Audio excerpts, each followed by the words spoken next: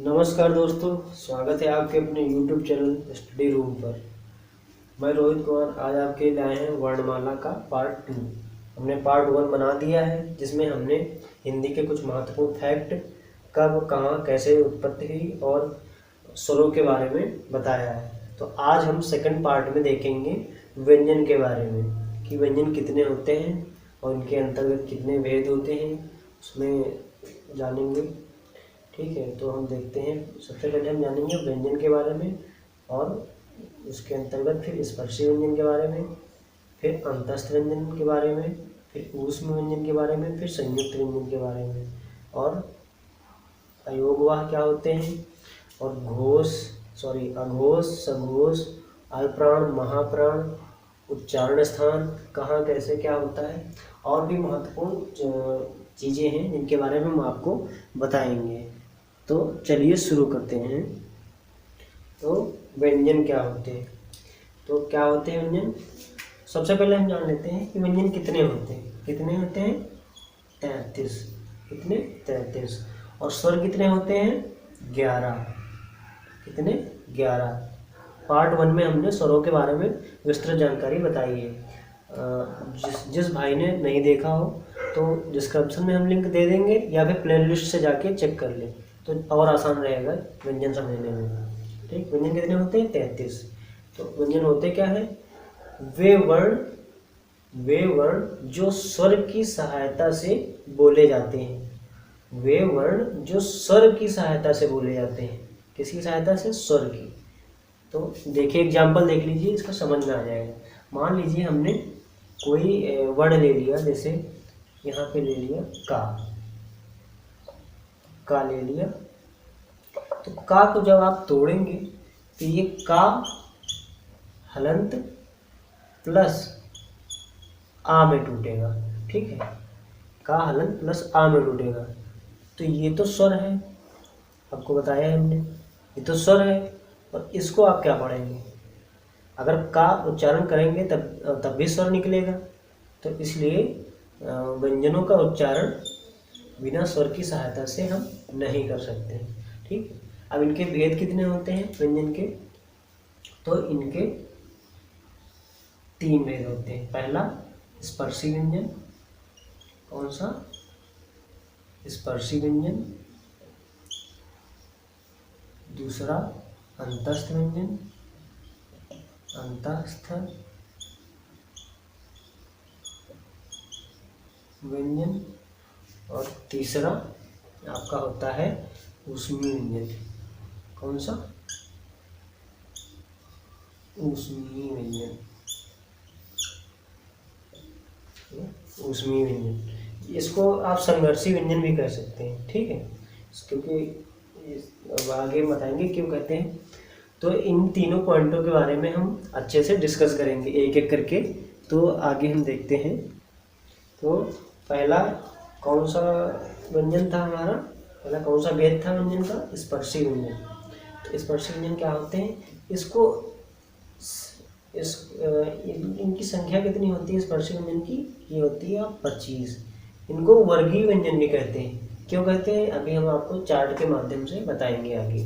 ठीक है, इसके बारे में जान लेते हैं थोड़ा कि स्पर्शी व्यंजन होते क्या है। वह व्यंजन जिनका उच्चारण करते समय हवा फेफड़ों से निकलते हुए मुख के किसी विशेष स्थान को स्पर्श करते हुए निकले, उन्हें स्पर्शी व्यंजन कहते हैं। ठीक, विशेष स्थान कौन होते हैं? एक बार फिर से सुन लीजिए। वह व्यंजन जिनका उच्चारण करते समय हवा फेफड़ों से निकलते हुए मुख के किसी विशेष स्थान को स्पर्श करते हुए निकले, उन्हें स्पर्शी व्यंजन कहते हैं। वह विशेष स्थान कौन कौन से होते हैं? तो वह होते हैं जैसे आपके कंठ, ठीक, और इसके बाद तालु, ठीक, फिर मूर्धा, फिर दंत, ठीक, दंत, फिर ओष्ठ। क्या? ओष्ठ। वो विशेष स्थान कौन कौन से होते हैं? कंठ हो गया, ताल हो गया, मूर्धा हो गया, दंत हो गया और ओष्ठ हो गया। ठीक है, अब स्पर्शी व्यंजनों को हम चार्ट के माध्यम से समझेंगे तो सारी चीज़ें क्लियर हो जाएंगी। इसमें बहुत उच्चारण भी बताएंगे, उच्चारण स्थान क्या होते हैं, उनको क्या कहते हैं, कौन सा वर्ग है, अघोष कौन है, अल्पप्राण कौन है, सघोष क्या है, ये सब चीज़ें हम एक चार्ट के माध्यम से समझेंगे। तो चलिए देखते हैं स्पर्शी व्यंजन। तो स्पर्शी व्यंजन आपके कितने हमने बताए थे, 25 होते हैं। ठीक है, और इनको वर्गीय व्यंजन भी कहते हैं। क्या कहते हैं, वर्गीय व्यंजन, वर्गीय व्यंजन भी कहते हैं। ठीक है, अब उच्चारण स्थान के आधार पर स्पर्शी व्यंजन का वर्ग देखेंगे। तो ये कौन कौन सा होता है हमारा, का वर्ग, चा वर्ग, टा वर्ग, ता वर्ग, पा वर्ग। मतलब का वर्ग को क्या कहेंगे, कंठ कहते हैं, चा वर्ग को तालव्य, टा वर्ग को मूर्धन्य और ता वर्ग को दंत, पा वर्ग को ओष्ठ। वो कंठ क्यों कहते हैं, क्योंकि का वर्ग में जितने भी वर्ण आते हैं वो सब कंठ के उच्चारण, उनका उच्चारण स्थान क्या होता है, कंठ। और जो चा वर्ग में जितने वर्ण आते हैं उनका उच्चारण स्थान क्या होता है, तालव्य। और जो टा वर्ग में जितने वर्ण आते हैं उनका उच्चारण स्थान मूर्धन्य होता है। ता वर्ग में जितने वर्ण आते हैं उनका उच्चारण स्थान दंत होता है। पा वर्ग में जितने उच्चारण वर्ण आते हैं उनका उच्चारण स्थान क्या होता है, ओष्ठ। ठीक, अब इनको देखते हैं वर्गीय व्यंजन क्यों कहते हैं। वर्गीय व्यंजन देखिए, 1 2 3 4 और ये 5 इधर, 1 2 3 4 5 इधर, 1 2 3 4 5 इधर है और 5 इधर भी। तो ये पूरा एक वर्ग के रूप में बन गया। ठीक है, इसीलिए इनको वर्गीय व्यंजन भी कहते हैं। और ये जो आपके 5वें नंबर पे वर्ण होते हैं, ये वाले,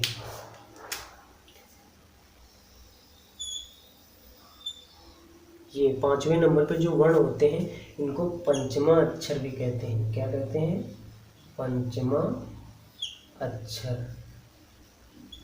पंचमा अक्षर भी कहते हैं। ठीक है, ये बना है, पंचमा अक्षर भी कहते हैं। और क्या कहते हैं इनको, नासिक भी कहते हैं। क्या कहते हैं, नासिक भी कहते हैं। नासिक के मतलब जो मुख और नाम मात्र नासिका का प्रयोग करें, मतलब इनका उच्चारण करने में मुख और नाम मात्र नासिका का प्रयोग करें तो उनको कहते हैं नासिक। इसलिए ये भी पंचमाक्षर भी होते हैं, 5वें नंबर पर इसलिए, और इनका उच्चारण करने में नाम मात्र नासिका का प्रयोग होता है और मुख का, तो इसलिए इनको नासिक भी कहते हैं। ठीक, और भी इनको कहते हैं अनुनासिक भी। क्या कहते हैं, अनुनासिक। क्या कहते हैं, अनुनासिक। देखिए अनुनासिक कब कहेंगे, जब ऑप्शन में आपको नासिक ना दिया हो तब उस जगह आप क्या चुनेंगे, अनुनासिक। अगर दोनों दिया है तो ये नासिक ही कहेंगे इनको। ठीक है, अब देख लेते हैं अघोष, सघोष और अल्पप्राण, महाप्राण। तो अघोष क्या होते हैं, तो सबसे पहले अघोष के बारे में जान लेते हैं। अघोष होता क्या है, अघोष घोषत्व के आधार पर मतलब 2 भागों में बांटा गया है, अघोष और सघोष। तो अघोष क्या होते हैं, जिन ध्वनियों के उच्चारण में स्वर तंत्रियों में कंपन ना हो, मतलब जिन ध्वनियों का उच्चारण करेंगे उनमें स्वर तंत्रियों में कंपन ना हो, वो होते हैं हमारे अघोष। ठीक, और सघोष क्या होते हैं, जिन ध्वनियों के उच्चारण में स्वर तंत्रियों में कंपन न हो उन्हें हम सघोष कहेंगे। सघोष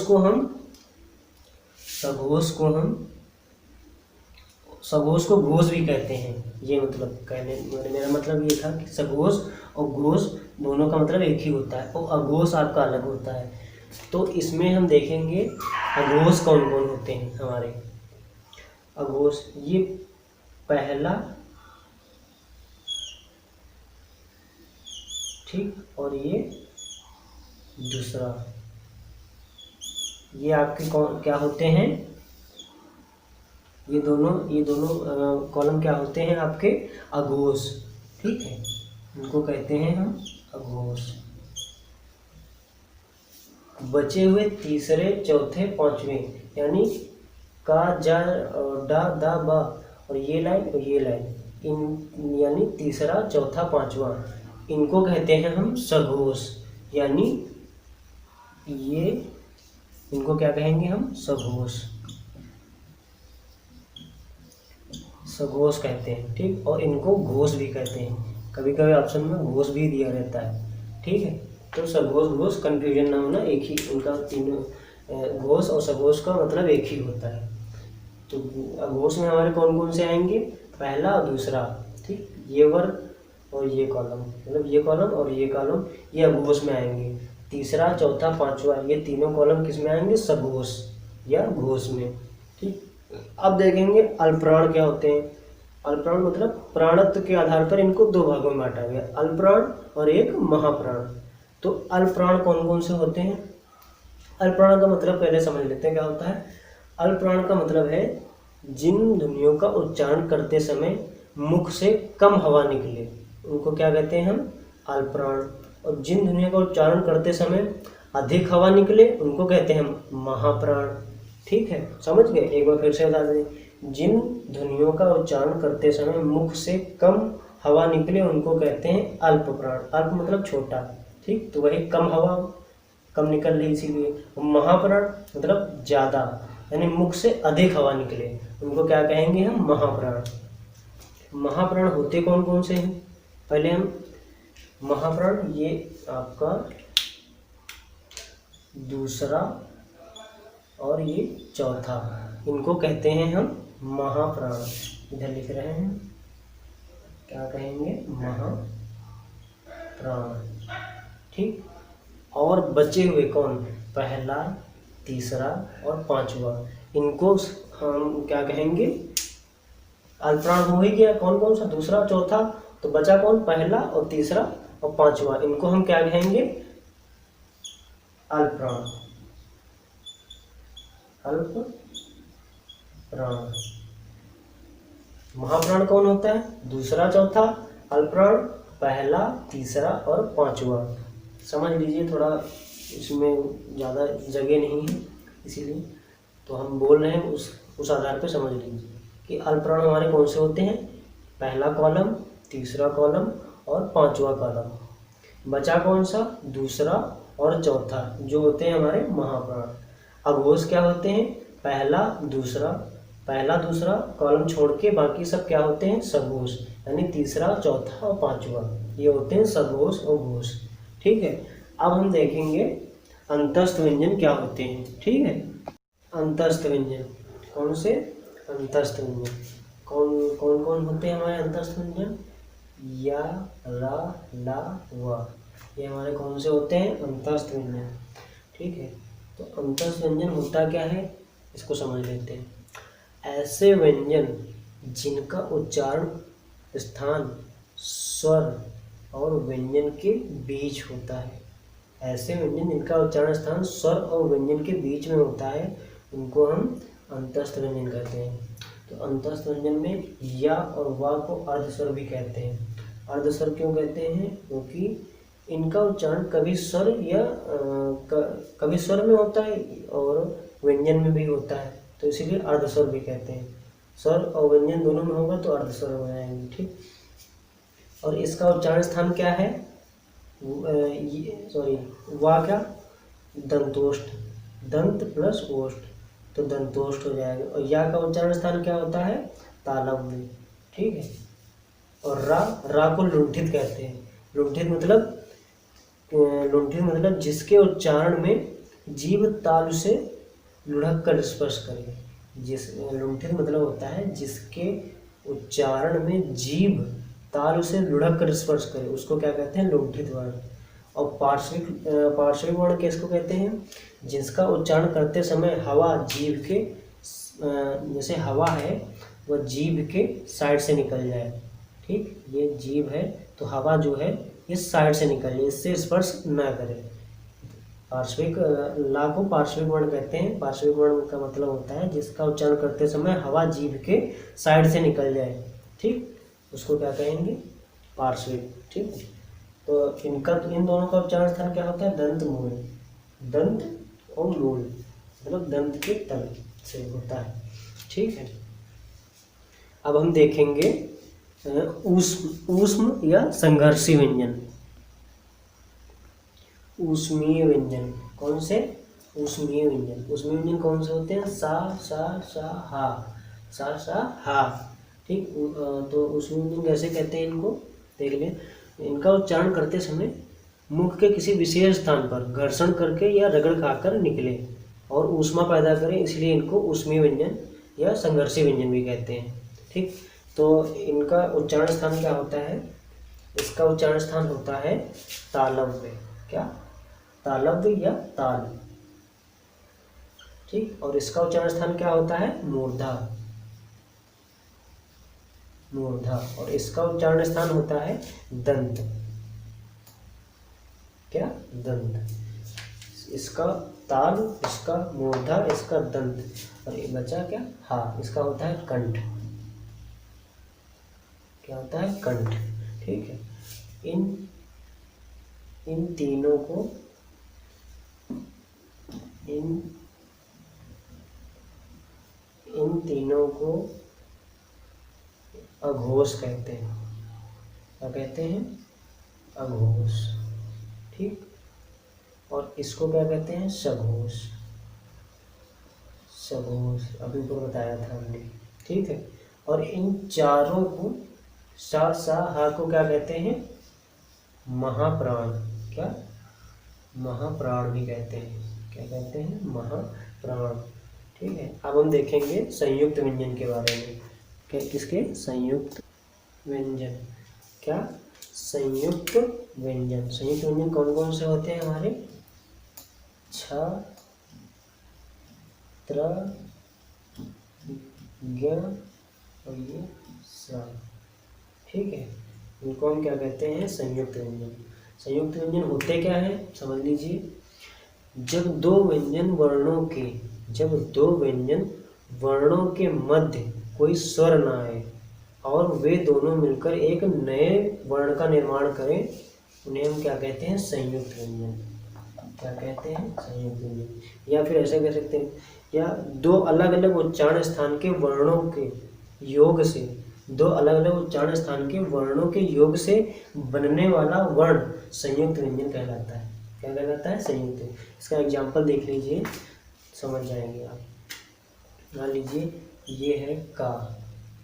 ठीक, इसके क्या कह रहा है, क्या परिभाषा क्या कह रही है कि जब दो व्यंजन वर्णों के मध्य कोई स्वर ना आए, यानी ये ऐसे रहेगा और ये।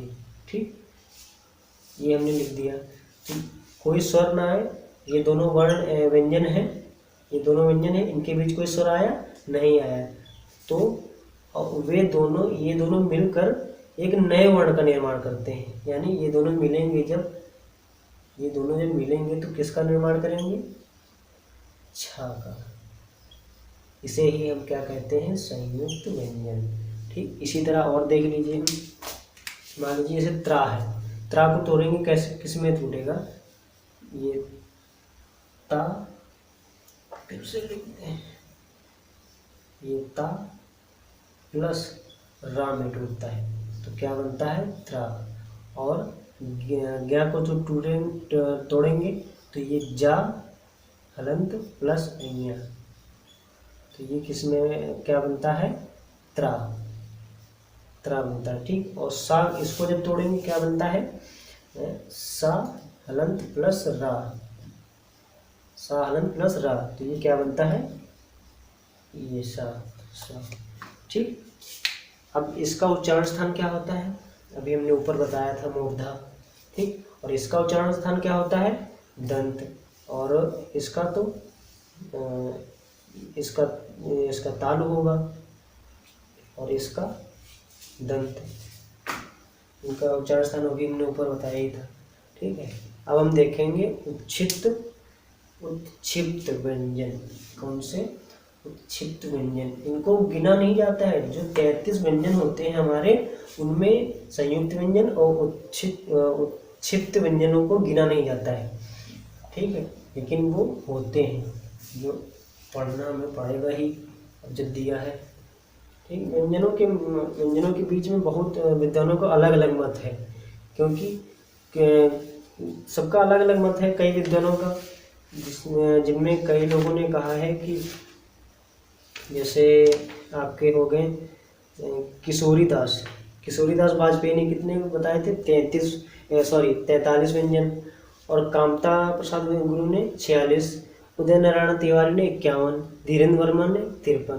तो सबका अलग अलग मत है, ठीक है, तो हम वो नहीं देखेंगे। हम आगे अपना देखेंगे उत्क्षिप्त व्यंजन। उत्क्षिप्त व्यंजन कौन से होते हैं हमारे? ये ढा और ना, इनको क्या कहते हैं? उत्क्षिप्त व्यंजन, ठीक है। इनका उच्चारण स्थान क्या होता है? इसका होता है मूर्धन्य, क्या? मूर्धन्य। और इसका भी मूर्धन्य ही होता है, ठीक है। और इसको कहते हैं अल्प प्राण, क्या? अल्प प्राण। और इसको क्या कहते हैं? महाप्राण।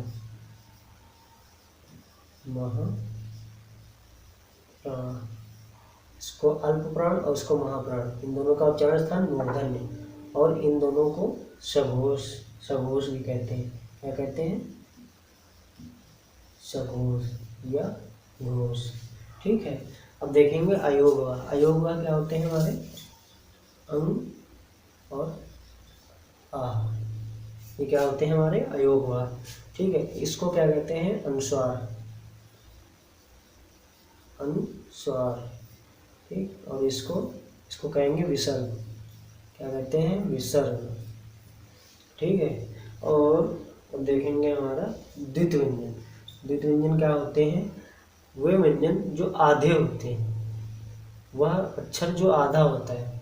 जैसे एग्जाम्पल में देख लीजिए, जैसे दिल्ली लिखा हमने,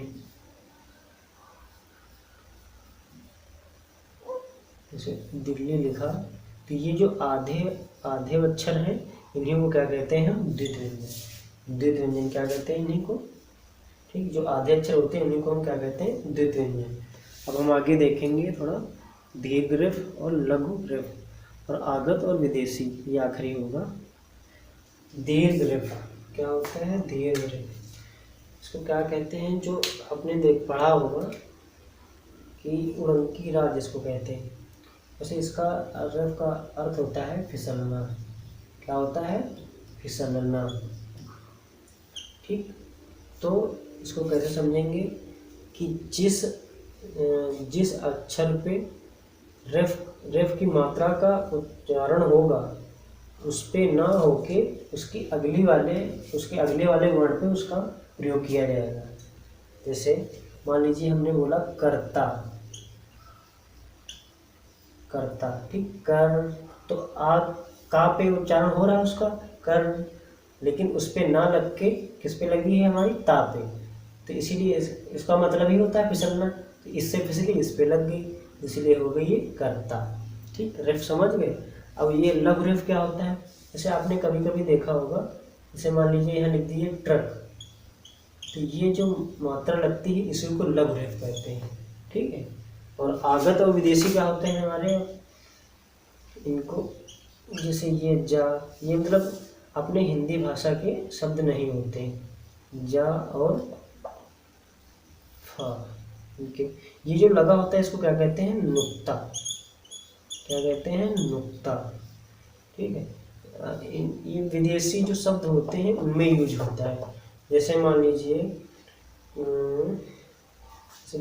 जहर है, तो जा में ये जहर में ऐसे ही लिखा जाएगा, यहाँ पे ये नुक्ता लगेगा, इन्हीं को कहते हैं जहर, ठीक। और जैसे कफन लिखेंगे आप, तो फा में भी ये यहाँ पे लगता है। तो ये अपने यहाँ के शब्द नहीं है वैसे, ठीक। तो आज के लिए यहीं तक। अगर आपको हमारी कुछ वीडियो से सीखने को मिला है हमें उम्मीद है कुछ नया सीखने को मिला होगा। तो एक लाइक ज़रूर कर दीजिए और सब्सक्राइब कर लीजिए, क्योंकि और भी हम अच्छी अच्छी वीडियो लेकर आएंगे आपके लिए। इसके बाद हम संधि विच्छेद और भी बहुत चीज़ें हैं बताएंगे। संधि विच्छेद, समास, अलंकार, बहुत सी ऐसी चीज़ें हैं जो पहचानने में बहुत आसान है। तो धन्यवाद।